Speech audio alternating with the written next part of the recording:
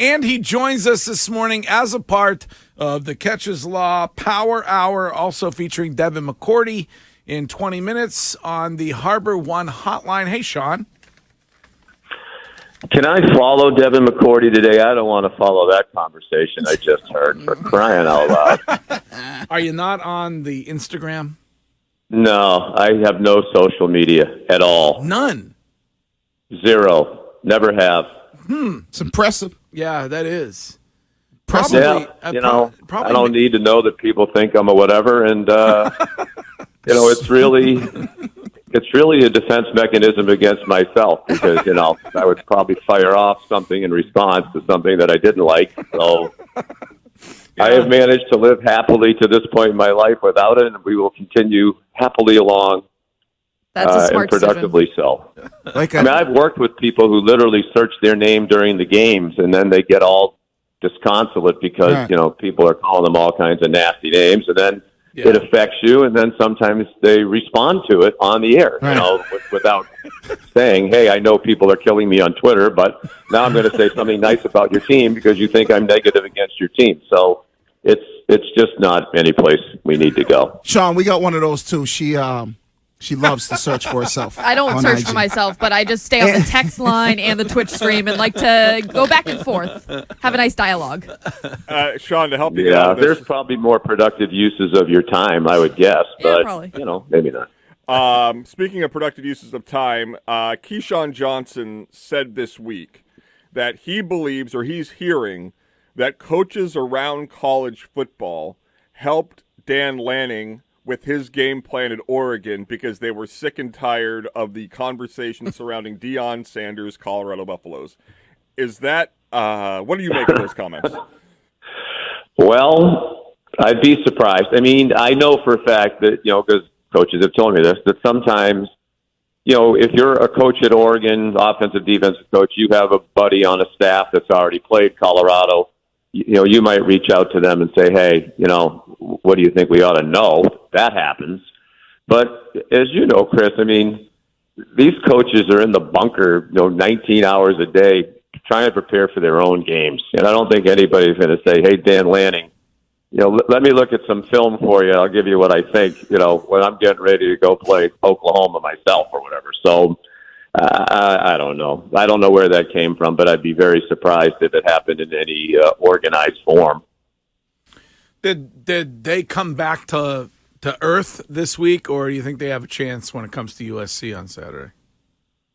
No, I think they came back to earth. They were fortunate to beat Nebraska. They were certainly fortunate to beat Colorado State, which aren't teams that are in the category of Oregon and USC.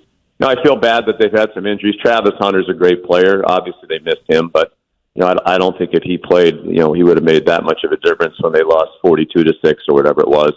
To back to the original point, I think of Chris's question is, it's obvious that Dion, has rankled some of these people. I mean, Dan Lanning's pregame speech about, I'm paraphrasing it, they're interested in clicks while we're interested in wins. I mean, Dan Lanning, the coaches decide whether they want the cameras in their locker room pregame. Some give us access, some don't.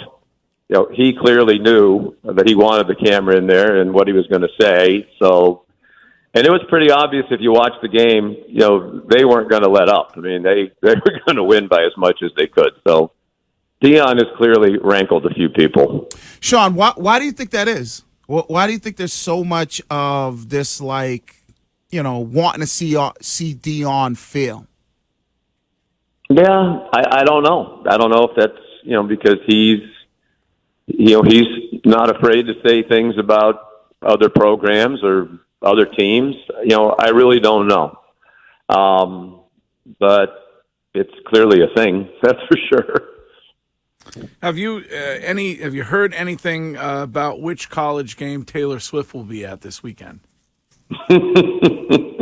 No, I mean, I hope she's at our game. Kansas at Texas, 2 4-0 top 25 teams down in Austin, Texas. 3:30 on ABC, if I might be so bold as to shamelessly promote it. But hopefully she shows up at our game because obviously she draws a lot of attention wherever she goes. deservedly so. Oh, that is the best trip to get. Austin, easy airport, great town. Wow, that should be a That good quarterback, weekend for you. what's his name? Quinn Ewers, the kid who was at Ohio State, now back at Yeah, back at he's Texas. emerged as a Heisman Trophy candidate. Obviously, they're a great story. Number 3 in the country, already knocked off Alabama.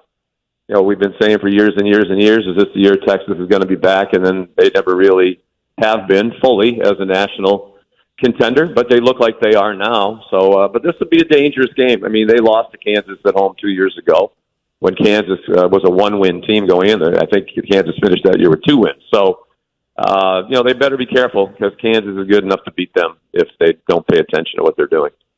Sean, you were a bright light during the Sox game yesterday when a lot of darkness here in Boston. Do you think that there's any more moves that will be taking place in addition to Heim getting the boot and Brian O'Halloran on the move? Do you think that there will be any more guys out the door when it comes to this offseason? Yeah, I'm guessing there will be. Whenever you finish last 3 years out of 4, they'll probably change some coaches, I'm guessing. It sounds like Alex is coming back. He's kind of indicated that, and so has the organization. But, they might move around some coaches, change some people at other levels of the organization. Yeah, obviously, the most important thing is who the GM is going to be, and I think that'll have a lot to do with what they do elsewhere.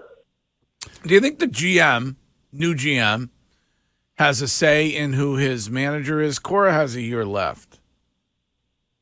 Do you think the new GM... I mean, I think I would be very, very surprised if Alex is not the manager next year, regardless of who the GM is. I believe Sam Kennedy has kind of indicated that they expect Alex to be back, unless I misread that. So, like, new chief baseball captain, or whatever they call him over there, comes in and doesn't get to pick the GM? I mean, he doesn't get to pick the manager? Oh, I think he will eventually. It might not be immediately. And, I think I would assume if it comes from outside the organization, that person would want to take time to get to know Alex and evaluate all that before he or she makes a decision on him. And obviously if it's Eddie Romero, who seems to be the likeliest in-house candidate, then he already has great working knowledge of what Alex can do. But I think ownership and management above, Sam Kennedy, obviously, and the owners are going to have to sign off on that if someone wants to walk in and pull the plug on Alex right away. And I can't see them doing that.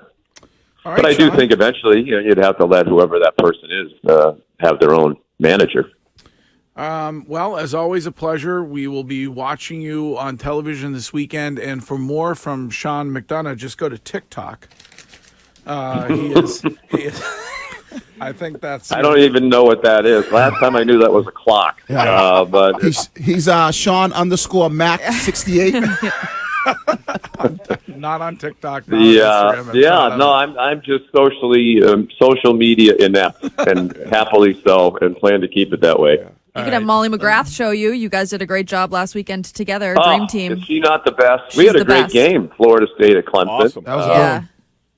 Yeah, it was a great game, and we solved the writer's strike. I don't know if you saw that, but we made a crack about there was no Hollywood ending because the writers were on strike, and then like the next day the writer's strike was over, so we're taking credit for that. Yeah, good job. Maybe we should say something about acting on this fine show, and maybe SAG and after we'll get that deal done. It's not a reverse All jinx, will be Greg. good in Hollywood. It's manifesting. It's manifesting. It is manifesting Yep. it. All right, Sean McDonough, you're the best. We'll talk to you next week.